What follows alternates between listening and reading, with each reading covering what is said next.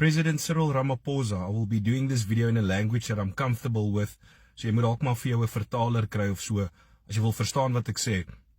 Ek is een stem uit miljoene, maar ek praat vandag vir miljoene. Waarmee is jy besig? Jy weet, ek ry van PE af tot in die Kaap, en ek sien net swaar kry. Ek sien net hartseer.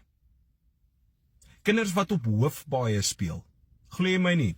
Ry bietjie Denoon toe daar in die Kaap, dan gaan sien jy daar teen die kant van die pad wat mense hulle hophuisies of shacks opgesit het, wat jy hulle beloof het, waar kinders teen die hoofpad speel.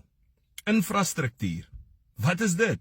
As dit nie in die HAT bestaan nie, het niemand geweet wat dit beteken. As ons nie kon gaan teruglees het, wat beteken infrastruktuur, het niemand geweet wat dit is nie. Treine, gone. Paaie, gone. 1036 potholes wat opgetel is in 30 kilometer in die Vrystaat. En jy wil vir my sê jy het alles onder beheer. Jy sien, die ding is, dit help nie om saam met ander lande se presidente mooi te smile op foto's waar dit met hulle goed gaan. Maar hier in ons land, hier kry ons swaar. Ek kry boodskappe van mense wat hulle werke verloor. Mense wat nie weet hoe hulle vir hulle gesinne gaan sorg nie. Maar dan kan 'n mens 1.2 miljoen rand betaal om saam jou ete te hê. Met alle respek gesê, ek vryf eerder diep heat in my oë. Maak jou oë oop. Ons kry swaar. Jou mense kry swaar. Wat vir jou gestem het as president, kry swaar.